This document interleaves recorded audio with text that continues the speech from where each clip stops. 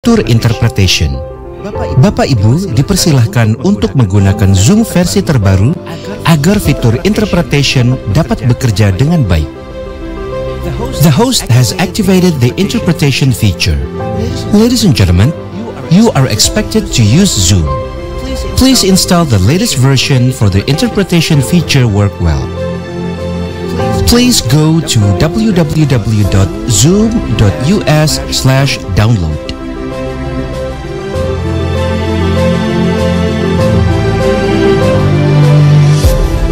Mohon Bapak Ibu menonaktifkan mic atau mengklik tombol mute apabila tidak sedang berbicara. To help today's meeting run smoothly, please mute when you are not speaking. Jika Bapak Ibu ingin mendengarkan terjemahan dalam bahasa Indonesia, klik Interpretation, pilih Indonesian.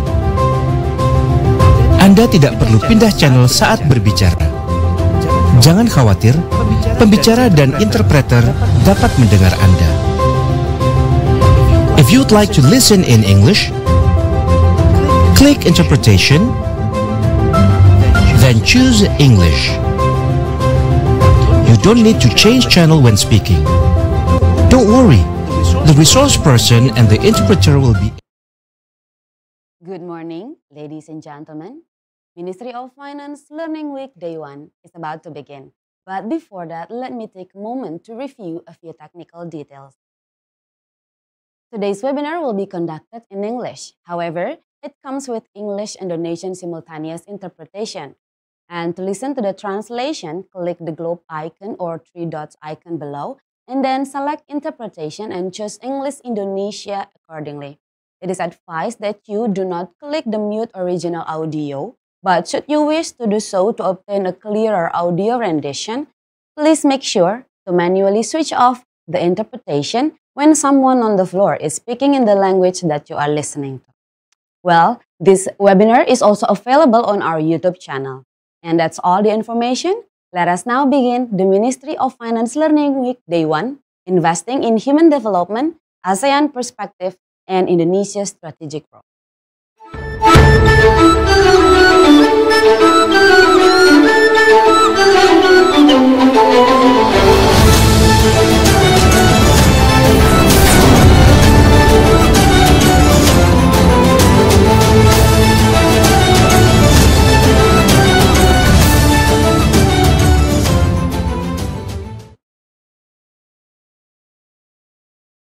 Once again, good morning ladies and gentlemen. Assalamualaikum warahmatullahi wabarakatuh. Welcome to Ministry of Finance Learning Week Day 1, Investing in Human Development, ASEAN Perspectives, and Indonesia's Strategic Role. First of all, I would like to thank God the Almighty that has given us blessings to virtually attend this webinar. And I would like to extend a very warm welcome to the Chairman of the Financial and Educational Training Agency, Bapak Andin Hadianto, the Secretary of Financial Education and Training Agency, Bapak Bambang Juli Istanto, the Director of Budget for Human Development in Culture Sector, Bapak Putut Hari Satyaka, our moderator for today's session, Bapak Chandra Kusuma, and of course, our very special guest speaker today, Dr. Bob Aubrey, Founder and Chair of the Advisory Board of the ASEAN Human Development Organization. And of course, also best regards to all participants who has joined us today. We are very grateful for the enthusiasm of the participants. And dear participants, to officially open this webinar, we are pleased to listen to the opening remarks by the Director of Budget for Human Development in Culture Sector, Bapak Putut Hari Satyaka. The floor is yours. Thank you very much. Bismillahirrahmanirrahim. Assalamualaikum warahmatullahi wabarakatuh. Good morning and all the best wishes to all of us. Pak Andin Hadianto and then also all the official of Ministry of Finance, Dr. Bob Aubrey from ASEAN Human Development Organization, and to all the respected participants of the Ministry of Finance Learning Weeks. First of all, let us pray and thanks unto Allah Subhanahu wa Taala who has been giving us some mercies and blessing so we can attend and gather in this very good morning in a webinar. Please allow me to give my biggest appreciation to the organizers of the Ministry of Finance Learning Week who continue to strive to upgrade and update human resources at the Ministry of Finance. The main theme of the Ministry of Finance Learning Week today is the Ministry of Finance as a conscious organization. Through this theme, as a conscious organization, the Ministry of Finance strives to improve the capabilities, the capacity of its human resources through various development and learning media, both in national and international landscapes. Ladies and gentlemen, human capital development is always an important issue to the organization, both for government or private sector, especially for government officials like us, which have to face various national and global challenges. That is why the Ministry of Finance have to prepare the human resources within Ministry of Finance with such knowledge improvement in order to be able to compete regionally and internationally. Officials of the Ministry of Finance should be able to create inclusive and sustainable public policy, which not only focus on economic growth, but can also create social and educational condition for individuals to achieve their full potential. There are many approaches and indicators we can use to broaden our perspective as employees of the Ministry of Finance toward integrated, sensitive, inclusive, and resilient public policy that are multi-sectoral in nature. One of the indicators that I mentioned before is key development indicators, which actually measuring the progress and condition of a country or organization in various aspects of development indicators, such as indicators in economic. As you know, we are used to measure the total value of goods and services produced by a country in a certain period, or we know as a product domestic growth. And how do we measure the unemployment rate? By looking at the percentage of the workforce that is unemployed but still actively looking for work. Then in education sector, we know right now a very famous indicator, PISA indicators, which actually measuring the literacy and also math capacity, reading capacity of the student.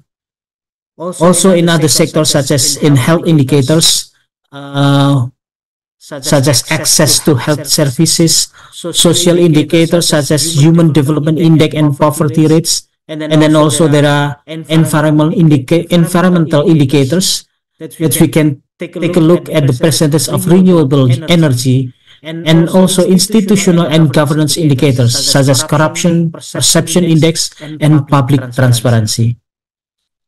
All of those key development indicators provide a quantitative pictures that helps the organization and human resources of the Ministry of Finance in planning, evaluating, and making inclusive and sustainable public policies.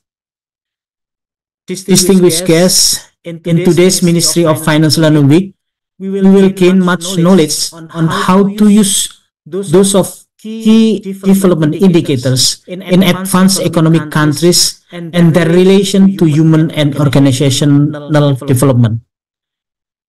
In this opportunity will be delivered by Dr. Bob Aubrey. It's very good opportunity for us to learn from Dr. Bob Aubrey. Dr. Bob Aubrey is a global expert in human resources and corporate leadership who has now pioneered in the field of human development in Asia. We are very thankful to Dr. Aubrey that have time to all of us today. We would like have the lesson and that will be given in this Ministry of Finance Learning Week today. Lastly, we also hope that all participants can have productive discussion with respect to improving the quality and inclusiveness of other fields and sustainability of economic and financial policies by the Ministry of Finance. Thank you very much. Assalamualaikum warahmatullahi wabarakatuh.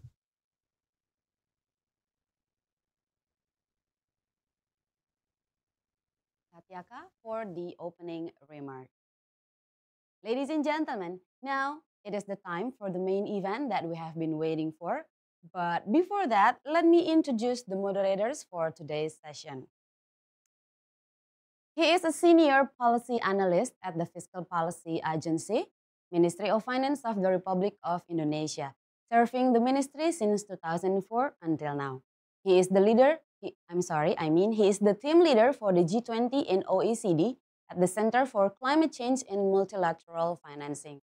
He holds a Doctor of Philosophy degree in International Political Economy from the University of Queensland in Australia. He also holds a Master of Public Policy degree from the Korea Development Institute, School of Public Policy and Management in South Korea, with a specialization in international relations and political economy. Without further ado, Bapak Chandra Kusuma, the floor is yours. Thank you so much, Bu Esther, for that kind introduction. Good morning, Pak Putut, Pak Bob, distinguished guests, colleagues, and participants. I would like also to welcome you all to these sessions of the Ministry of Finance Learning Week 2024. Our learning today focuses on a very crucial topic, I believe. It's investing in human development on the ASEAN perspective and the Indonesian strategic role. I think this is very particularly relevant in today's rapidly changing economic and social landscape, where investing in people is increasingly recognized as the foundations for sustainable development and regional growth. Now, in the context of Indonesia, human development for sure remains both a priority and also a challenge. If we take a look at for last year's, for instance, the Human Development Report as published by the UNDP, we ranked 114 out of 191 countries on the Human Development Index. And our HDI score is about 0.718, means that it's placing it in the high human development category. While progress has been made, there remain opportunities for sure to further close this gap between urban and rural areas, as well as among provinces in Indonesia, to ensure equitable human development across the nation. Now, the Indonesian government has made strides in addressing this gap through policies like what we've known as Indonesian Emas 2045 vision, or the Golden Visions of Indonesia, which prioritize investment in human capital to foster innovation, education, and a skilled workforce.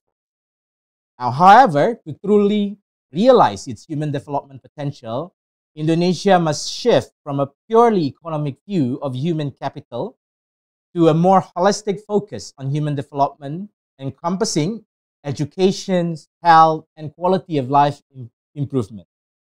I think at his opening remarks, Pak Putut has also highlighted an overview on this, and he also overview on how the efforts that is made by the Ministry of Finance internally.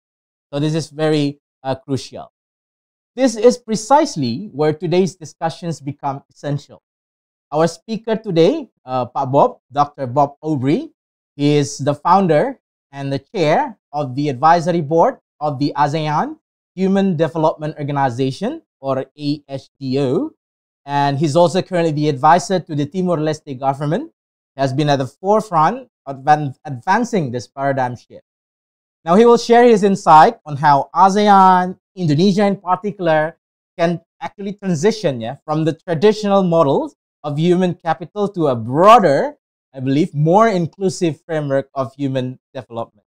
Now, before we start, I'd like to make a housekeeping announcement to all of the participants and audience today. First, now if you don't mind, please keep your camera on and your microphone, of course, muted throughout the entire talk. Second, The talk will go on for about 45 minutes, which then followed by a 20 minutes of Q&A session. And third, feel free to ask your questions. And I believe there are several ways to do that. The first one, if you're joining from Zoom, you can either write down your questions in the Zoom chat feature, to which I will read them, or click on the raise hand button and I will call your name when it's time, and you can unmute yourself, then ask your question. Meanwhile, if you're joining us through live streaming on YouTube, please write down your questions into live chat feature, and then I will read them. Without further ado, I'd like to welcome Dr. Bob Aubrey. Pak Bob, how are you, Pak? Need to turn on my microphone. Thank you for the brilliant introductions to both of you. And yes, I'm honored to be here and really looking forward not only to giving a talk, but to hearing some of the questions and some of the dialogues that might come out of this. So thank you very much for inviting me. Thank you, Pak. And please, Pak, without further ado, I'd like to please you to and the participants to join me in welcoming you, Pak. Please, the floor is yours, Pak. Thank you very much. Well, as I said, I'm delighted to be here and very impressed with the opportunity to talk about something that I've been working on for most of my career, actually, which goes a long way back. So it's this idea that human development is central to the policies of governments and the policies, indeed, of companies. So I'm going to be talking about that and trying to take you through an understanding of why this is important and why it's something that will benefit Indonesia.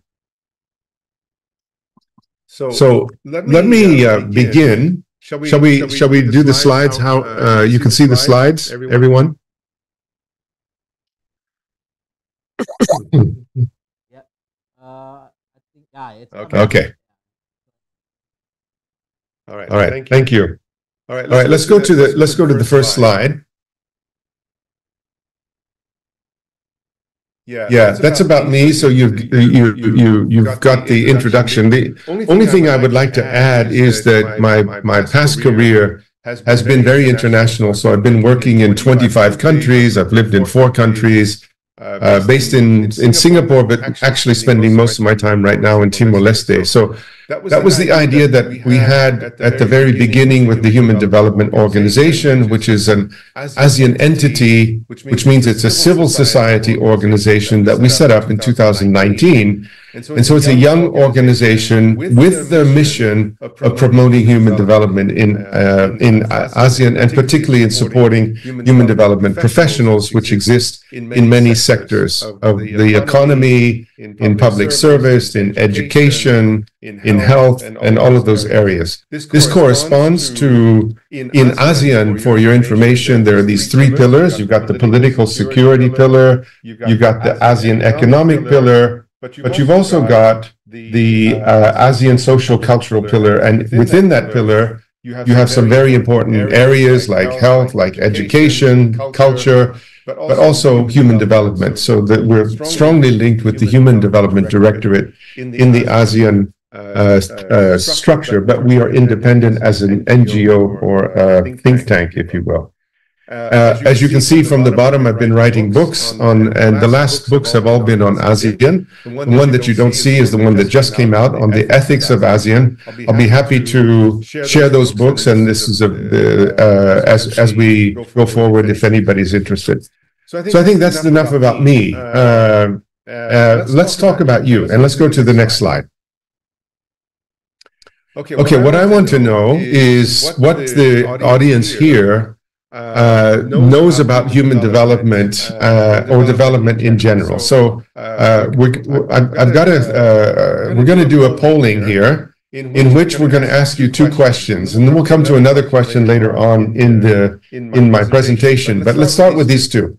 So the first one is, have you ever received formal training That's a course or education in how to measure development of any kind, whether that be economic or human or many types of development. So have you ever had any training? Number one. And the second one, have you ever initiated or led a project requiring measurement or impact assessment on humans? In other words, development, there's a beginning in the concept of development. There has to be a difference between the beginning and the end.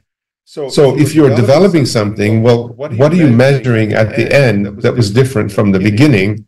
So development is very project oriented. And I want to know if any of you have experience, how many of you have experience in doing that kind of work.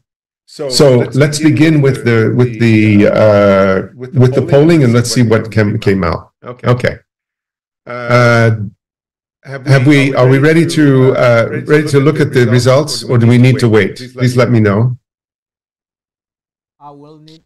Okay. I'm going to review the result. We'll just wait. Okay. So these are the results. Okay. We can go full screen on this.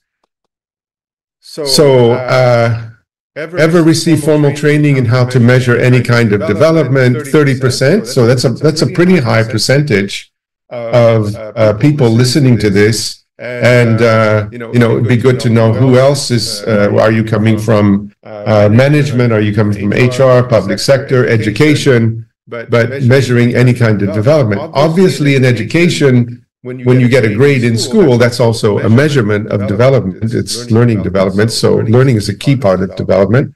And so we get 35%. So it's about a third of you that have some kind of experience. For those of you that don't have any kind of experience, I'm going to be, well, for all of you, actually, I'm going to try to give you an overview of what we mean by human development and where it comes from and how it applies to ASEAN and to Indonesia. And so we'll come back to that. So this is quite a strong score. The second one is, have you done anything about it? And I would expect that it would be fewer percentage or a smaller percentage. In here, 21% is about 1 out of 5. So 1 out of 5 here have some experience in leading a project. And as I said, development is very project based. It's not only projects, but a lot of it is project based. So, but we do have a significant number of people that have actually done leadership on these kind of projects, which is what I'm doing right now in this work, this mission I've got with the government of Timor-Leste. Okay, that's a chance for us to get to know a bit more about you. So I'm asking you questions, and I'm inviting you to ask any questions that you like in the media, the channels that have been described as we go through, and we'll take time and pause and go through the questions that you may have, since we have enough time in our session today. Okay. Thanks very much. So we've seen what our audience is like. Again, about a third of you have formal training. About 20%, 1 out of 5, have some project experience. And let's go to the idea of human development itself. Let's go to the next slide, please. Okay, so human development, economic development, I'm talking about a new paradigm. When I say paradigm, it's like a framework or a way of thinking or looking at something. The word comes from science, so when you go from a new way of looking at something, a scientific revolution even, they call it a paradigm. And so what I'm looking at here is how we're looking at Indonesia, and particularly the economic development of Indonesia from a human development paradigm. And the point I'm going to be making is that this is relatively new. And the second part of what I'll be talking about is why it's important. So let's look at the paradigm, because it has changed and it's got a history. Next slide, please. Okay, we don't have to go back very far. The concept of development is very old. It goes back 2,400 years to some of the philosophers. We've got Aristotle in the West. We've got Confucius in the East. They were both about 2,400 years ago. There's a whole history of thinking about what does development mean. But when you get to measuring it, and the new science of economics, which is only about 300 years old, the idea was, well, how are we going to measure this? And before this revolution of the 1990s, the key thing, you only really needed one key factor, was what is the GDP per capita in terms of human development. In other words, economists were able to measure, in this case, revenue or assets. They were able to use an economic measure and then divide it by the number of people, and you would see whether the country was rich or poor. You could see whether the GDP was growing or not. And that was really the key indicator for development. And what was that was in the 1960s and 1970s, to go back in history. But what was happening in the 1990s at the United Nations was they began to challenge the idea that this simple economic measurement could measure really development. And they were talking about the whole picture of development. And this was created in the United Nations Human Development Project, UNDP. And they were saying that development is not just how much money you have, but it's a process of expanding the real freedoms that people enjoy. That came from Amartya Sen, who won the Nobel Prize in Economics in 1998. And Mahbub ul Haq, both of them, one from India, one from Pakistan. So this is an Asian paradigm revolution, if you will, in the United Nations. He was the one that created the Human Development Index. So they were both working together on this idea. And freedom as the primary end and the principal means of development was a very new concept. If you think about it, if it's not just about how much money, then what is it? And they were talking about freedom. And this led to the other United Nations areas. So obviously you've got the United Nations human rights, universal human rights. That's 1948. That was already there. But it influenced also the concept of work from the International Labor Organization. And that inspired the concept of decent work, which is, again, much more than how much money you pay people. It's about having work that creates the aspirations of people in terms of their personal development, social integration, freedom to express themselves, participation in the decisions that affect their lives. And so this is something that is still a challenge today. When we're organizing work, because it takes more effort to be able to personalize work to the point where it is actually developing capabilities and freedom of people. So you can see how this is different. Now, this was very nicely summarized by our two introductions, but I wanted to say where this came from, and the institution that really became the champion of this new concept of development was the United Nations. And so they're still doing a lot of work. They're still working across ASEAN. You've got a number of agencies doing this kind of human development work. But the UNDP is very important because it actually takes the challenges of human development and works on them in terms of projects. Okay, let's go to the next slide, please. So I want to take an example, and you mentioned this in the introduction, right? We take the Human Development Index of Indonesia, right? And you're saying, well, okay, we can improve. We have made improvement. Indonesia has made improvement in terms of the economic development, for sure, in terms of education, and in terms of longevity or a healthy life. Those were the three original indicators. But the United Nations has added on other indicators. One that everybody will be familiar with is sustainability. That's another indicator that they added on to the Human Development Index. And the other one, more recently, is inequality. And this is the biggest challenge of Indonesia. In fact, it was the inequality indicator that was bringing Indonesia down. I'm going to come to that and why that's the case in terms of this new paradigm. But I want to just focus on this slide here. As you can see, inequality is not just a number. So we have to start looking at the social sciences to start to say why there's inequality and how it affects people. So yes, there's inequality if I am earning less money than someone else. That's the dark blue box that you see. But the red box underneath it is discrimination and access to opportunities.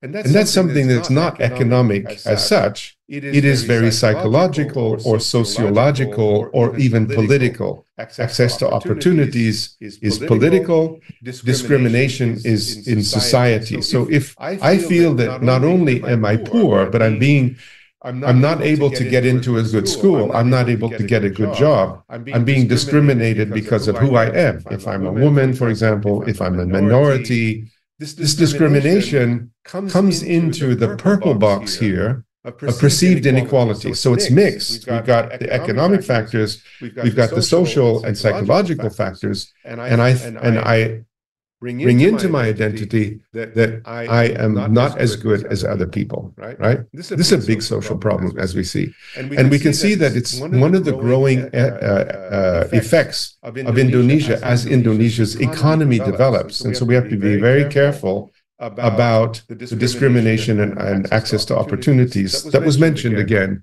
as part of Indonesia's policy as we move forward. So then we go into the gray box, which is that's my social status and participation. So we want in a society to have mobility, and we have a lot in Indonesia. Indonesia has done quite a really good job in the last 15 years, let's say, on mobility. So people have been able to get into schools, people have been able to get jobs, they've been able to move to areas where they can find jobs. And then the black box is sort of the measurement. So I'm going to be measuring identity, well-being, health, social networks, as well as income. So as you can see, inequality is a complex concept, and it's one that has these objective economic factors, but also sociological and psychological factors as well. Okay? So what I'm talking about when we talk about human development is it's not easy to have just a number. And I will go on with that as we go into how organizations develop people. Okay, so economic inequality is a very important concept. Let's go to the next slide, please. Now here's where I want to come back in history to why the United Nations was in the 1990s. So let's look at the top of this. There was and this will help explain what's going on in Indonesia as well. So there was a famous economist called Simon Kuznets, who was working in the 1950s and 1960s. And the Kuznets curve showed, and we can look at this in Indonesia, is to say when a company starts a fast economic development, there will be more inequality. You can see the curve going up. But then it comes down, according to the Kuznets curve, it comes down and there is more equality as the society gets richer. And that's what people believe. So it was easy for people to say that this was going to take care of itself. Let's take Indonesia. If we want to move to very fast economic development, we have about 5% GDP growth over the last 10 years. If we want to move it to 8%, which is what we see in the news, we will have more inequality. But under the old assumption, the old paradigm, that will take care of itself automatically as the society becomes richer. The problem was that wasn't true. But it took a long time to figure that out. And so there was a pretty famous book. That's what was being talked about in the 1990s at the United Nations. But the proof was coming later when Thomas Piketty was one of the economists that showed that Kuznets was taking the 30 years after the Second World War, which was a time in which there was great equality. In fact, Piketty was saying that this was the time of the most equality in the history of the world, according to any measurements that we have. So he was taking a very equal part of history, 30 years, and saying that that's going to apply to the rest. And what happened was that in the 1990s, and what we're living through today, is that as countries become richer, and the United States is a very good example, actually, it doesn't happen that it becomes more equal automatically. It happens that it becomes more unequal. Now, if we take this to Indonesia's concept, if we have fast economic growth, but the society is becoming more unequal, then we're going to have a major problem. And this is, in fact, what was measured by the Human Development Index. And you can see the trends if you just go onto the United Nations website and look at the HDI and you click on Indonesia. It's also what's happened in China with their very fast growth, but it also happens in developing countries. And so you need this political effort to be able to say, well, then we need more access, we need more equality, and we need to be able to work on this politically, okay? So I hope that's clear on the economic paradigm, why it had to change in the 1990s, and why today we're starting to see that this is a very large area of concern for politicians, and particularly in ASEAN, which has done a very good job of developing the economy. But the problem was that they were using the Kuznets kind of model to say, well, we're going to get rich, we're going to develop our economy first, and then the inequality, everybody will have a better life. That's not true. That's not what's happening in ASEAN. So we now need to have a much more human development paradigm to be able to move society in a way that makes it beneficial for everyone in society. Now, I want to come to say, well, how do you actually measure that? And let's go to the next slide.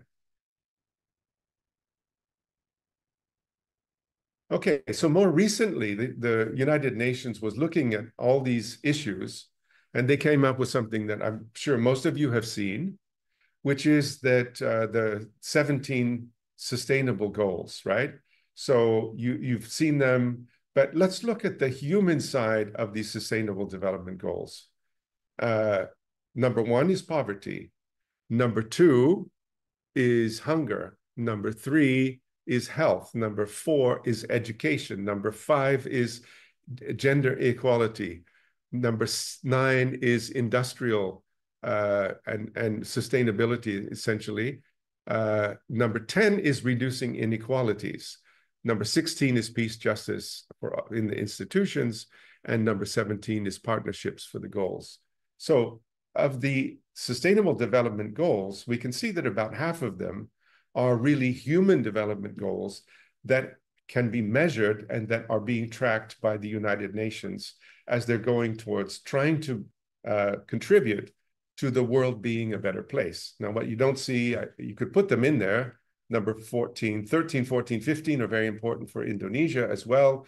The whole sustainability, climate action, blue economy, green economy. But we also have a very important part of the Sustainable Development Goals in the United Nations, what they're measuring. And it's something, again, that the UNDP is looking at in Asia as well as in Indonesia in particular. I want to make a pause here because in the article that I'm sending out, I also included another one, and this is very interesting for Indonesia. You may have read in the newspaper that Indonesia is very interested in joining an organization called the OECD, the Organization of Economic Cooperation and Development. This is basically seen as a club of the rich countries. And so Indonesia, being a developing country, is not yet a member of this club of rich countries, OECD, but they're very interested because to join the OECD, it gives you a goal of how you're going to get to where you're going to go. Now, the OECD is an international organization. It has its own measures. And they came out fairly recently with a framework that is very human development oriented. So I just want to read it. It's in the article that I said, but they have an index called the Better Life Index, and they measure what the OECD countries are actually going to measure in terms of how they're improving. Let me take you through, as we're looking at the 17 Sustainable Development Goals of the UN, but this gets even more into sort of Indonesian society. So what's number one? I'm going to read the 11 quickly. Number one is housing. Is this a problem for Indonesia? Yes, it's a problem, for sure. Income, GDP per capita, that's the classical one. Number three is jobs. Are jobs a problem? Yes, absolutely. This is an issue for how do we get jobs for young people? How do we keep jobs for people that are that don't have the skills that we need for the changing economy? So that would be a human development goal. Community is number four. Education is number five. The environment is number six. Civic engagement is number seven, the ability of people to be able to speak up, to create their associations. It's quite developed in Indonesia, less in other ASEAN countries. Number eight, very important for Indonesia, health. It's also one of the human development indexes. Number nine, this is a new one, life satisfaction. Do you believe that your life is getting better? And how satisfied are you with your life? That's a measure that is coming that's very recent, very important for Indonesia. The good news is that Indonesia has a very high life satisfaction index. And if you take a country, the richest country of ASEAN, Singapore, the life satisfaction index is high on certain areas, but low on others. Safety, and then number 11 is work-life balance. That's one of the low ones for example, for Singapore as a country. But it's one that if we don't take care of the jobs, the housing, society, schools, etc., we're going, that's the economic idea of performance, but we also have to have mental health, physical health, and the concept of well-being as part of society, and indeed how we're going to be organizing work. So you see that with this new paradigm, and this is where this is the first end of my first section, is the point I want to make is this new paradigm is allowing us to have a lot more indicators that we can measure to be able to track how good we are doing and where we are going. And it gives us goals to be able to define for policy, whether that be at the government level or even at the corporate or even at the individual level in terms of goal setting. Okay? Now, at the end of this first session, if there are a lot of questions, I'll turn to my moderator here. We can take a couple of minutes for some of the questions rather than waiting for everything at the end before I move on to key development indicators in organizations. Do we have anything?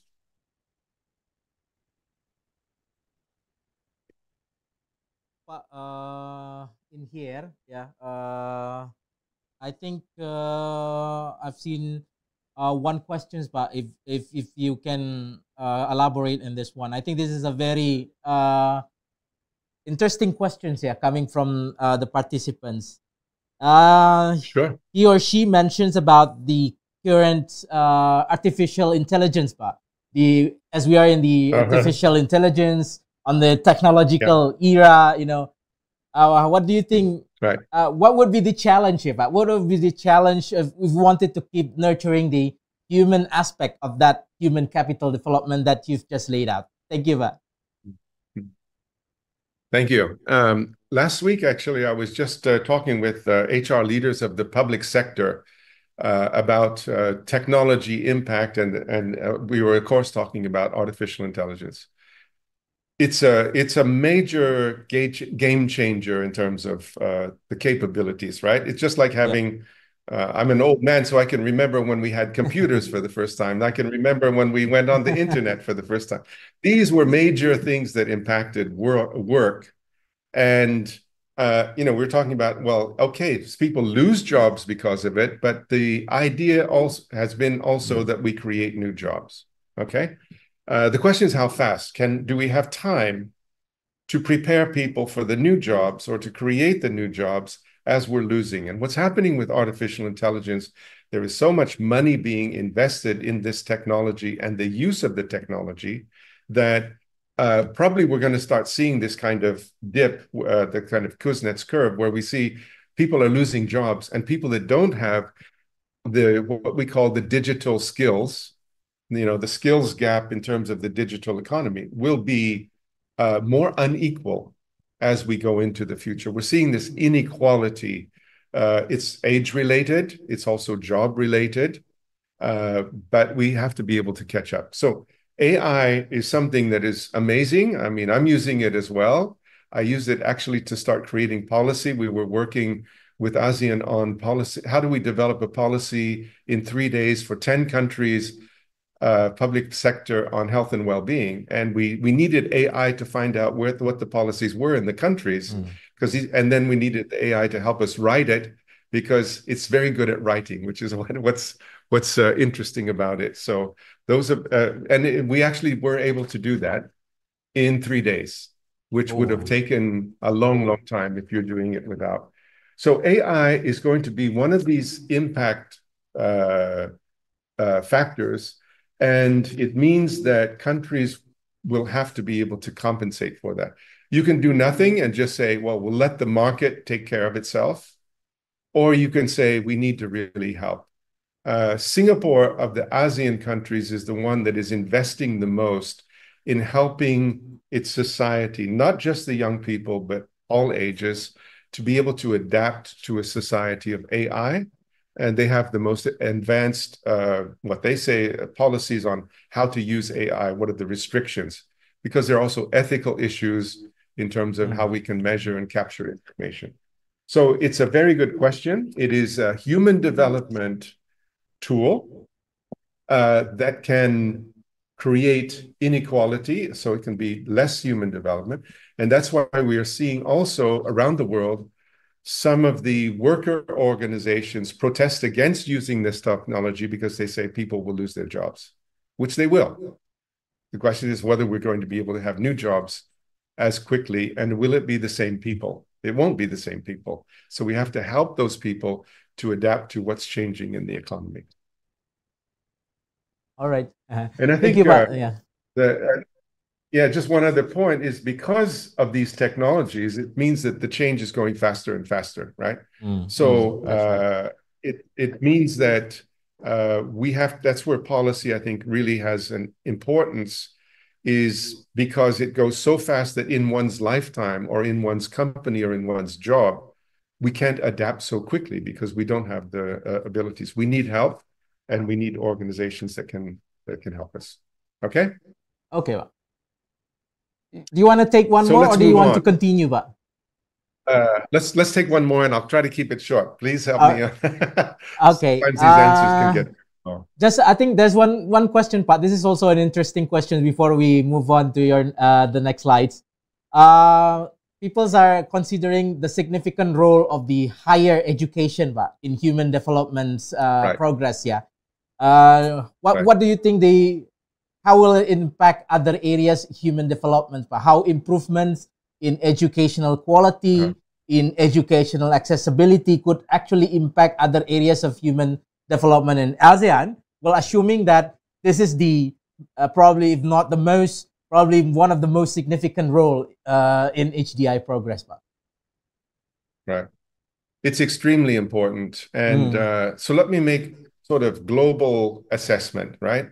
The first thing we want to do about higher education, and now we're putting technical education or vocational education, basically skills and higher education go together as a policy.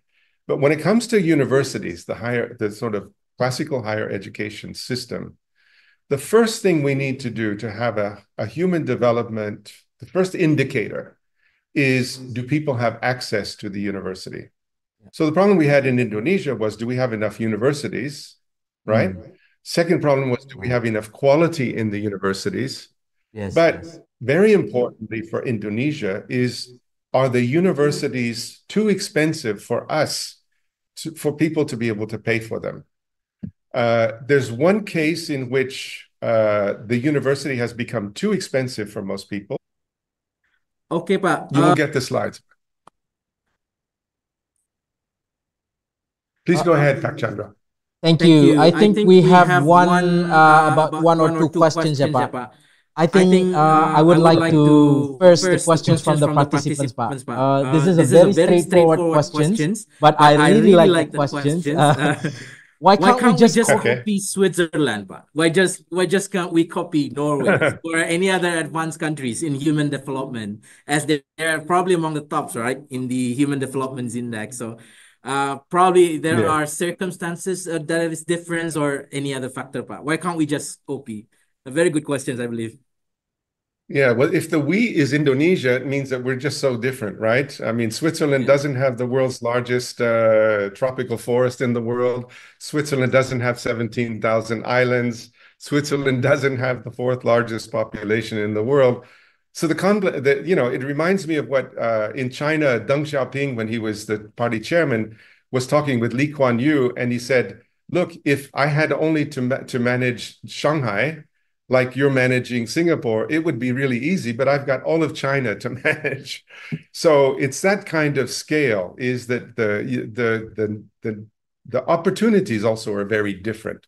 You know, Switzerland and Norway are great countries. They're very high on the indexes. But if you look at Indonesian hospitality, you know, the service sector, the food production sector, the cultural sector, it's also very different. So each country, and Indonesia in particular, has to really start looking at its strategy. What's the strategy of development that we have for this country? It can't only be just the classical economic indicators. We have to start thinking of all these things. And that's why the Sustainable Development Goals, which is more complex, helps us a lot to think, what would a strategy like this be? But on the other hand, we can look at those countries like Switzerland and Norway in terms of the inclusion that they've done, the educational system, the health system. These are something where we can learn. The big advantage that we have in ASEAN, and Indonesia included, which is half of the ASEAN population, is that we can cooperate and we can see what those countries have done, and we don't have to reinvent everything from ourselves. And we have this ASEAN cooperation community in which we can exchange and work together. So that's a big advantage. I'll stop with that question. Right, thank you, Pak. I have another questions, Pak, in here. So we still have about 10 minutes. Yeah. You know, about the shift from this human capital to human developments, it marks a profound change, right? And how we value people in the workforce. I wonder if you can elaborate on how we here we mean the ASEAN governments, but the ASEAN governments as a region, how we can accelerate the shift, and what challenges that we might face in adopting this new paradigm at scale, Pak. Taking into account you're also on the AHDO, yeah, Pak, which I believe one of the profound organizations on doing this. Well, we're a small and young organization for HDO, so we need a lot of help from governments to be able to make an impact. The human capital to HD, again, many of you may know the name of Marzuki Darusman, and he's a friend, and we were talking about this when we talked about creating the ASEAN Human Development Organization. My last book, the one that just came out, is on the ethics of ASEAN, and that's exactly what this question addresses. Is ASEAN a human development community, or is it just a human capital community? If we look at the economic policies, it's been really focused on human capital. If we look at the three pillars, the ASEAN economic community has been the most powerful because it's got the money, etc. But if we look at the issues that are problems for ASEAN, like sustainability, like culture, society, we see that ASEAN societies, ASEAN cultures are very humanistic. Indonesia is very much, we have the gotong royong concept, right? So it's not like, oh, it's okay to have rich people and then the other poor people, we don't have to worry about them. That's not the way Indonesians think, and it's not the way ASEAN thinks because of our long history where we've been cooperating as seafaring nations. It's not just one big, powerful central organization, very different from China, for example. Okay, so we don't have this central empire that's been around for 3,000 years. We have a number of islands, and people have been moving, and capitals have been powerful or not powerful. We've had a great deal of diversity.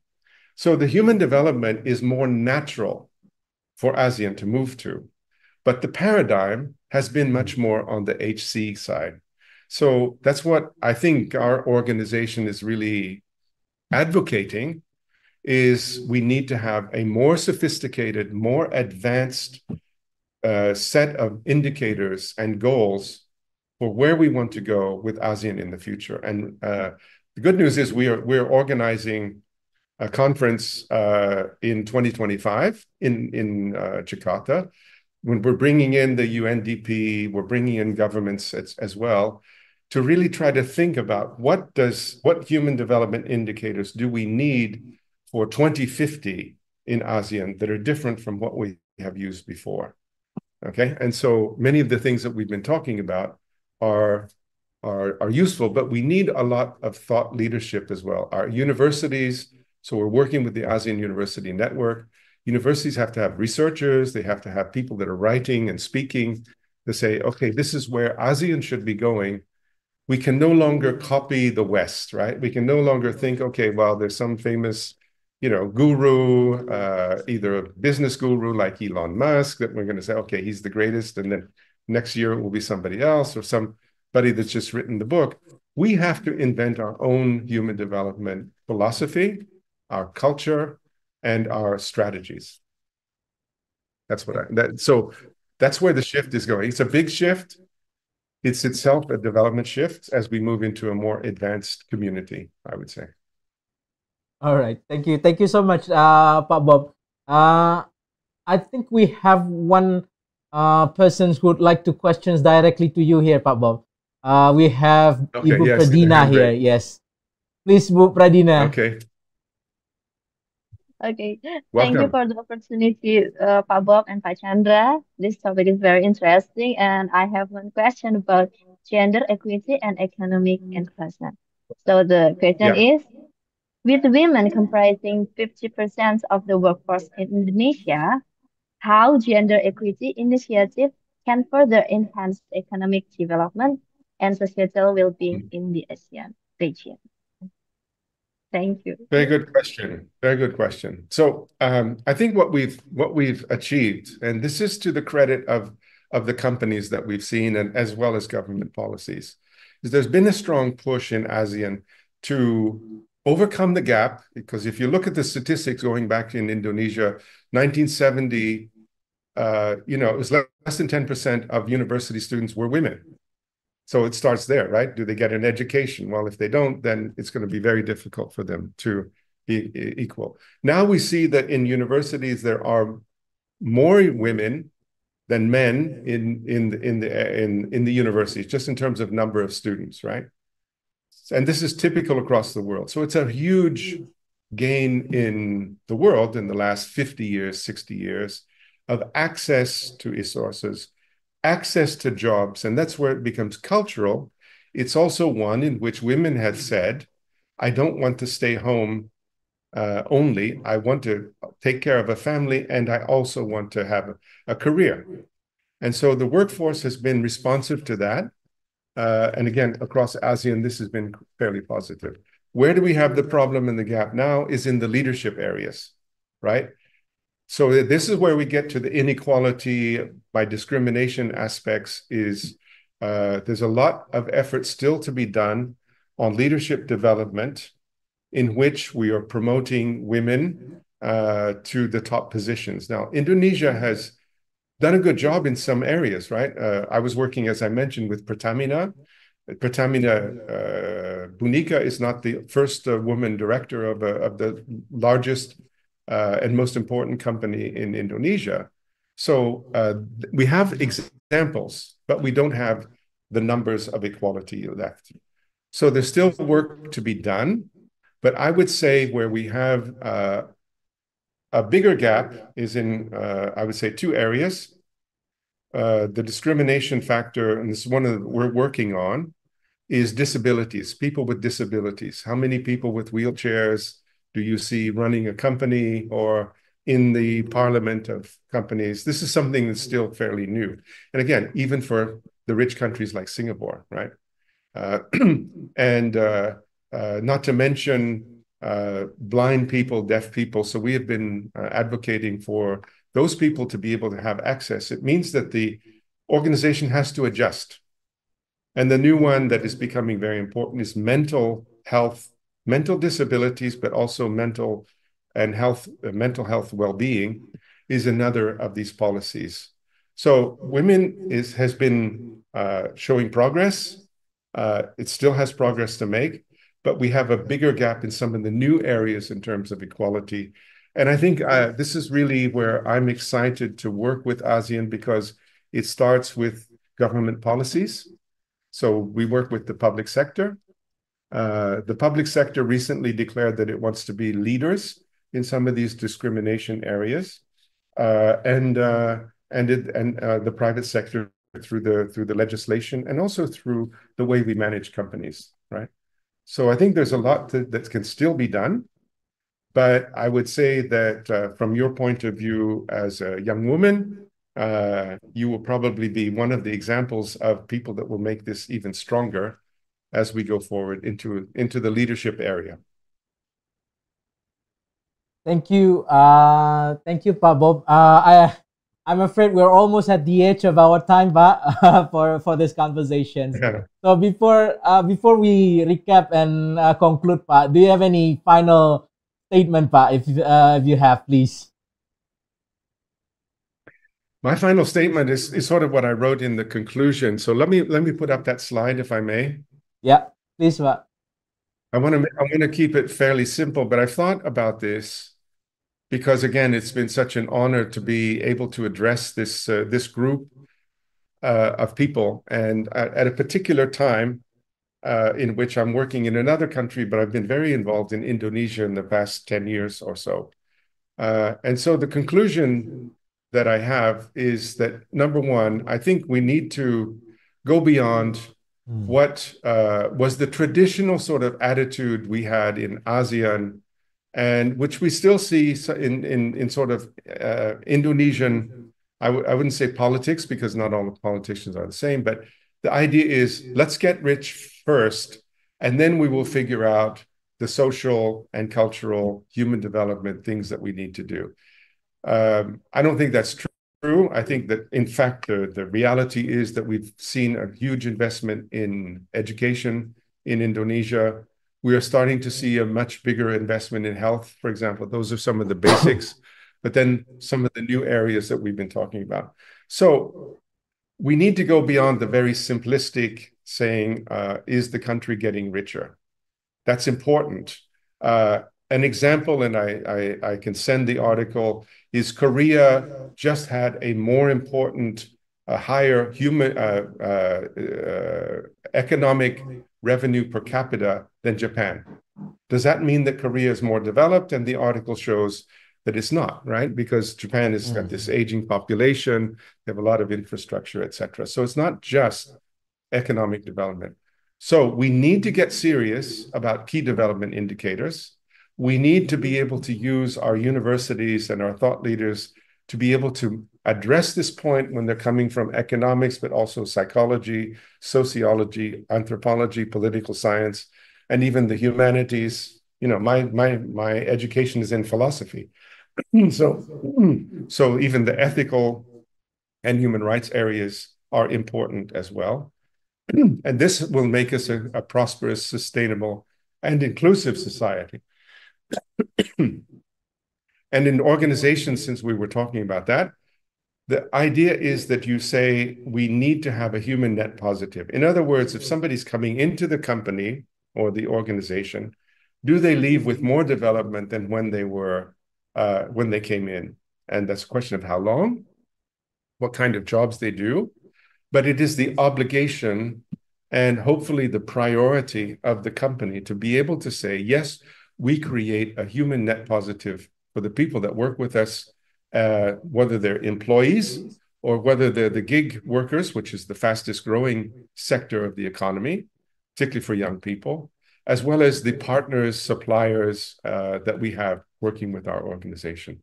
So my conclusion is basically encouragement that yes, we can do it. It is now a question of whether we want to do it and whether we see the need for doing that today. And I hope the answer will be yes. We will see what happens. Thank you. Thank you so much again, Pa Bob, for that invaluable insights. And I think it's very stimulating discussion, yeah. Such an important conversations on human developments, particularly on the KDIs, yeah. I think the shift toward more holistic approaches to human development, as suggested by the KDIs, of course, backed by measurable indicators, will undoubtedly shape the future of our regions and particularly in Indonesia. Let us continue to explore these ideas. We can still continue to explore this throughout the Kemenkeu, the Ministry of Finance Learning Week, and beyond.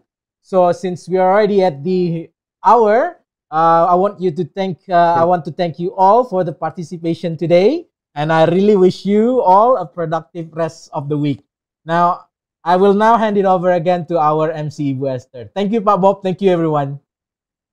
Thank you, Pak Chandra. Pleasure to work with you. Well, thank you very much once again, Dr. Bob Aubrey, for your insightful presentation today. And I would also like to thank Bapak Chandra Kusuma for moderating today's session. It was much appreciated. Ladies and gentlemen, I'm afraid that we are now at the end of Ministry of Finance Learning Week, Day 1. And to all participants who joined us today, we would like to ask you to fill in the evaluation by the QR code that is already been shared, or maybe from the link that we have shared in the chat box, to give us feedback and also to get certificate. Stay safe and healthy. See you tomorrow on MOF Learning Week Day 2 with the theme AI-powered digital coaching for professional development and well-being. I'm Esther. Good day. Wassalamualaikum warahmatullahi wabarakatuh. Waalaikumsalam. Thank you.